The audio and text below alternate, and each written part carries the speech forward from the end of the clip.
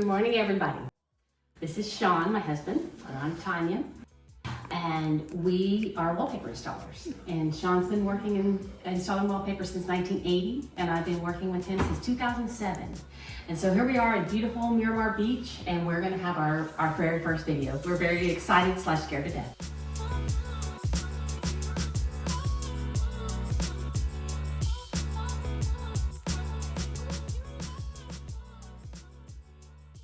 So,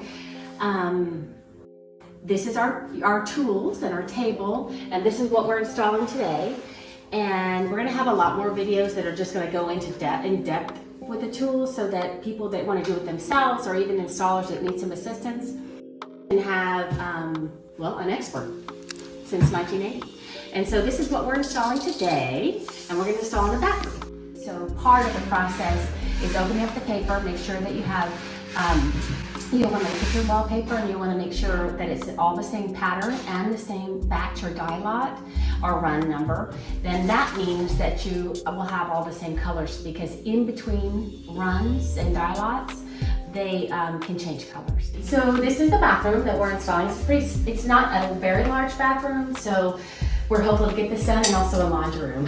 That's our goal. So one of the first things, check your wallpaper, make sure that you have the correct amount of wallpaper, the pattern number, and the same dye lot or run number. And then you'll come in, or Sean, and get a measurement, which is a height. And so we'll measure the height.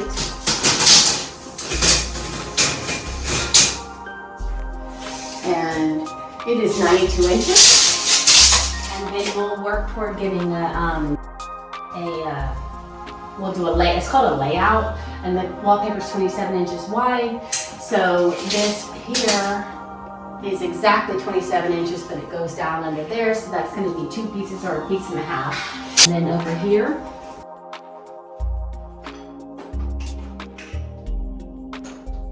this will be 1,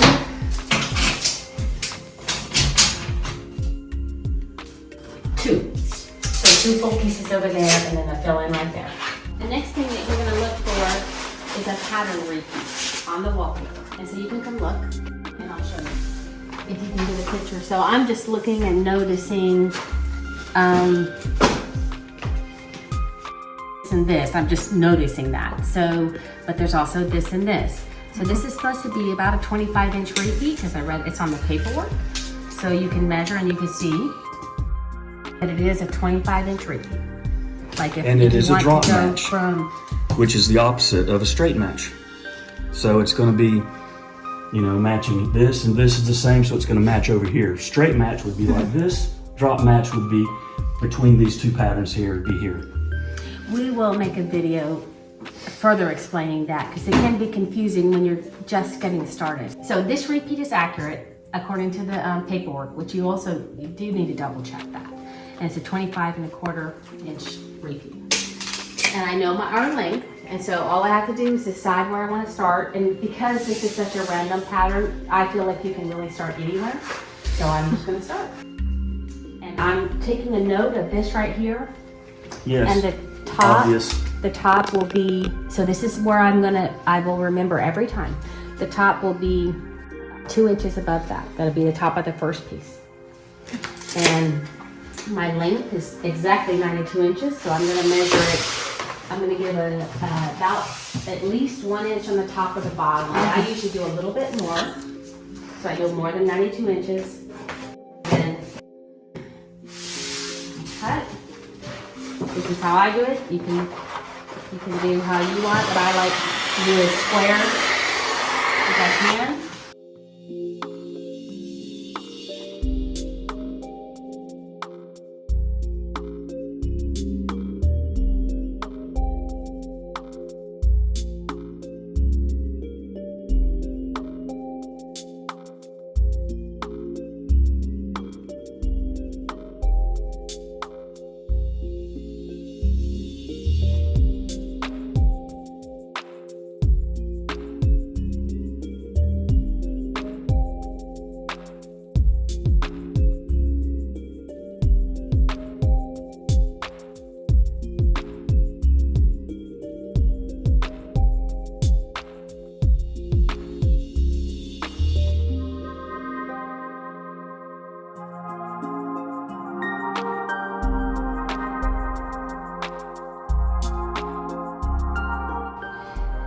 So we got a layout in the bathroom, meaning that we decided where we want wallpaper to go, the drops, the long drops of wallpaper on the walls. And we decided to start with a cut piece next to the shower. And so the measurement is 14 inches, and so this is the straight edge. And so I'm going to measure 14 inches, and then I'll cut it, and then I'll take it to shower.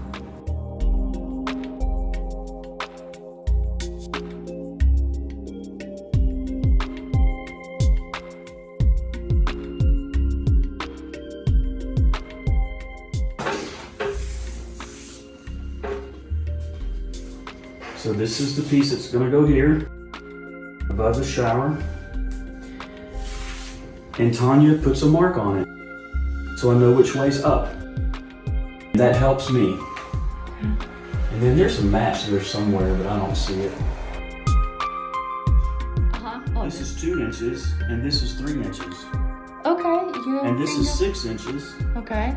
and this is a foot. Okay.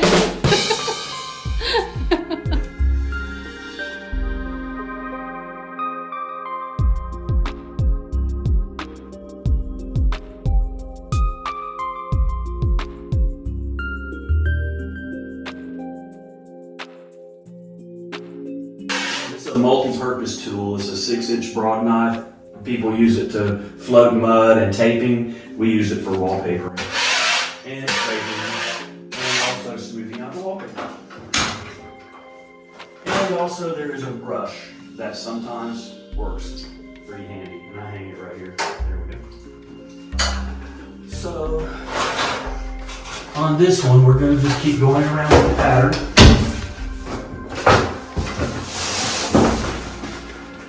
So I unbook it as Tanya's booked it, and I know this is the correct way up.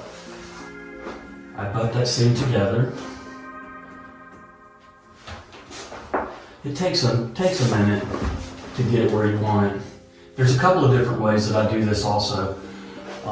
Sometimes you can just cut it right to the corner of the casing, freehand like this, and that relieves the pressure on that corner, and then you can put the rest of the paper back in there like that.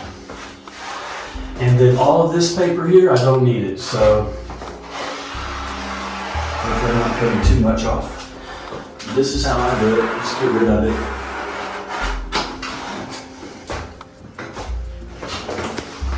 And it goes in the trash. But maybe it can be used later. You never know. Okay, previously I struck a straight line here, and I covered it up. You can't see it, so I got my trusty level, and I'm going a little bit more.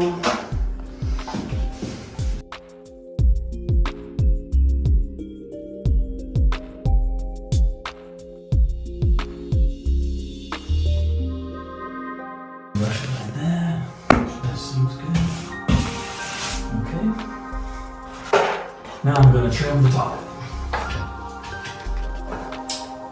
Sometimes I'll run my blade across without the knife out, the point, I'm not cutting it yet, just sticking the paper in the groove.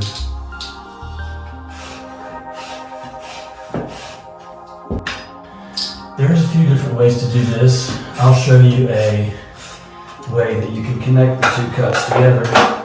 You cut the two close as you can to the corner, then I come back and a little bit of experience here. Connect it, it's pretty close. And then, boom, right back in there. Or to wipe all the glue off of the trim. And if you got any on the surface of the paper, it's also good to do that. Okay, so here we go.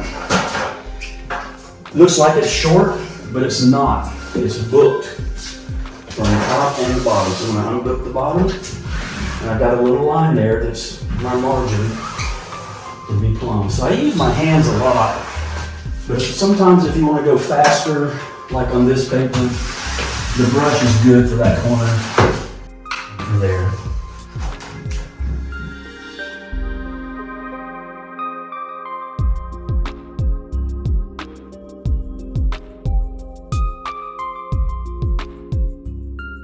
Okay, so my blade's not out, it's in. And I don't push too hard on that, but I just want to get that corner in good. Then I come back without the cut, without the blade, and make sure it's in there. Then I open it up about halfway. And on this one I can freehand it, which is good for speed, and it's also really accurate.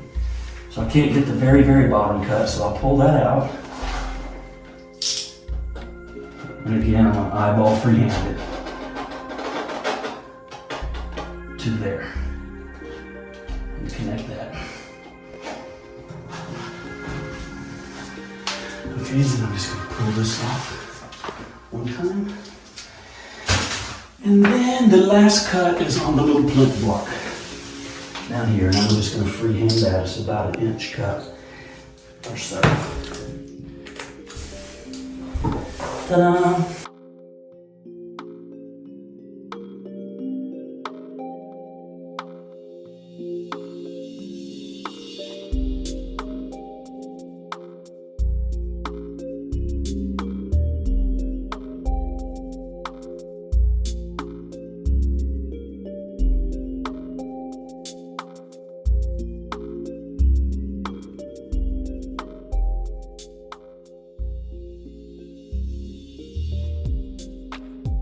Checking for bumps.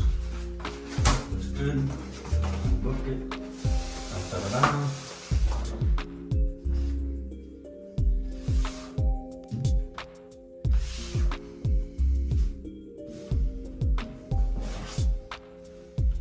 Match. Made in heaven.